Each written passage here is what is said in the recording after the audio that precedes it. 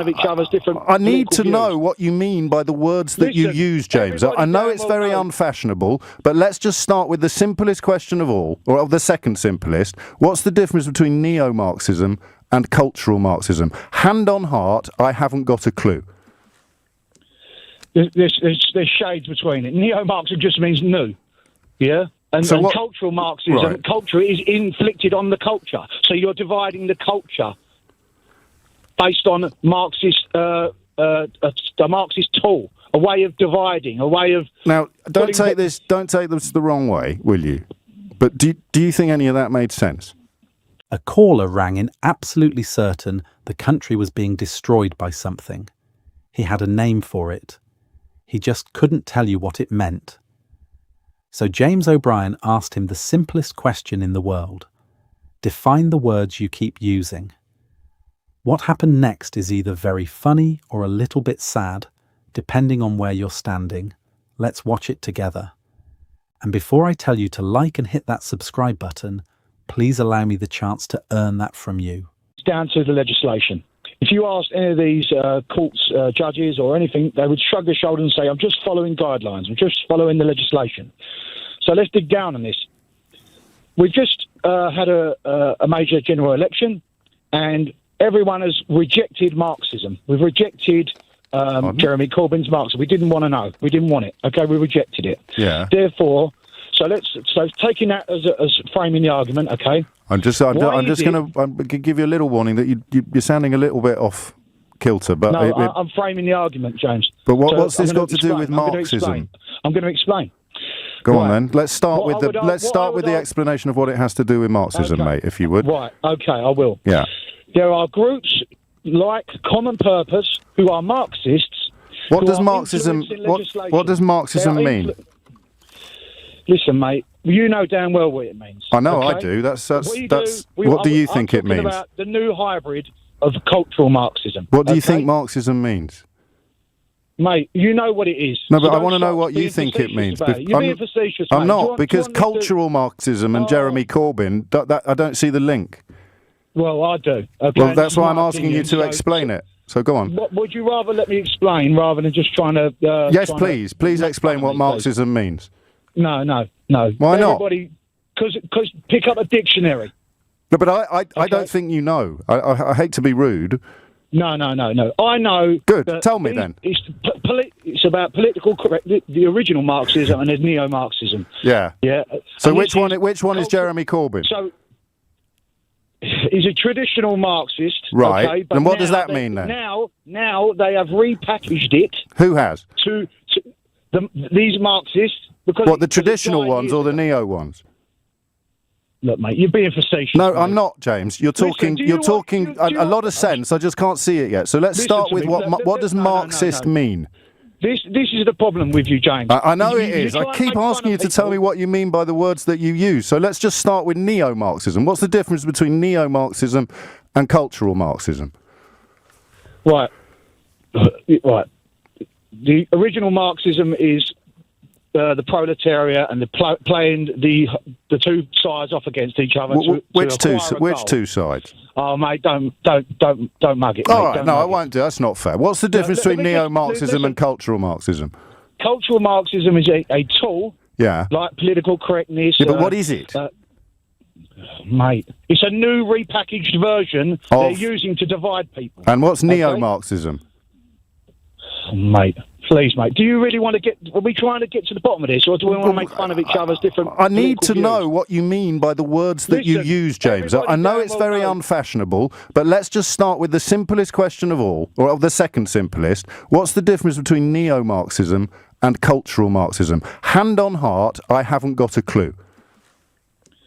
There's shades between it. Neo-Marxism just means new, yeah? And cultural Marxism, culture is inflicted on the culture. So you're dividing the culture based on Marxist, a Marxist tool, a way of dividing, a way of... Now, don't take this the wrong way, will you? But do you think any of that made sense?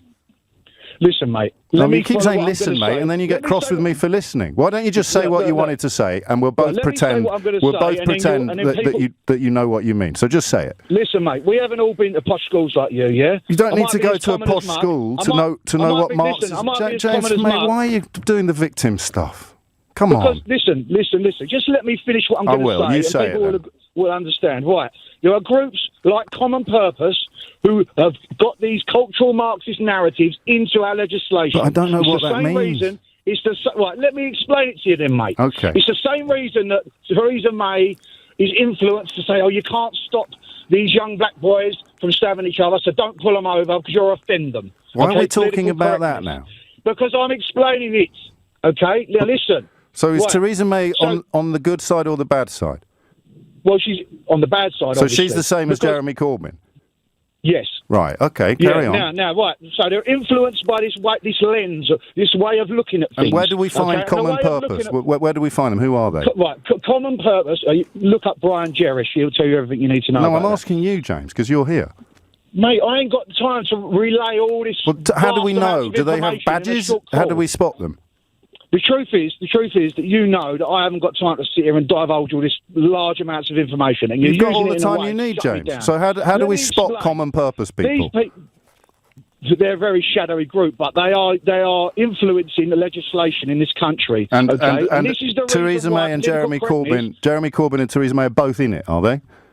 They both subscribe to it, yes. Right, okay. Okay, now this is hindering our police from doing their jobs, because they're afraid of being called racist. Right. Okay, now this is the crux of the matter. Okay. If you just pulled over people on the basis...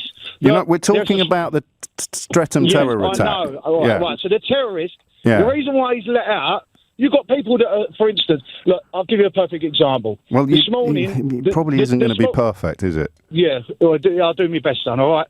This morning, go on. Sadiq Khan come on GMTV and he said, right, he said, what's the difference between this man and the man who helped foil the attack on London Bridge? Yeah. And I would argue it is this, that the man who was an ex-murderer, was a murderer who's been released, was a normal Englishman, okay, who had obviously killed someone, He was not a religious zealot. Now, religious zealots don't just change their mind overnight, no matter how many people examine them in a little room. And how many people has this guy killed? How many people has this guy killed?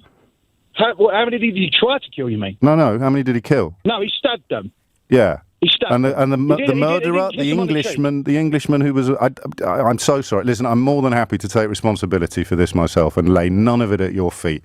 I just don't know what you mean by any of this, but I'm going to definitely look up Theresa May and Jeremy Corbyn's subscription to Common Purpose.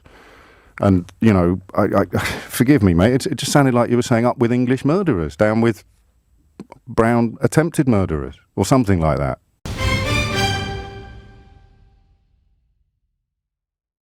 Let me name the thing at the centre of this call before we go anywhere, because it matters. Cultural Marxism is not a real school of political thought. It's a conspiracy theory, and one with a long and ugly history, used to claim that a hidden group has secretly engineered everything the believer dislikes about modern life. I'm telling you that up front so we're clear about what's being argued, because the caller himself never quite manages to. And that's the whole point of what James O'Brien does here. He doesn't argue politics. He doesn't get into left versus right. He does something much simpler and much harder to wriggle out of. He asks the caller to define his own words.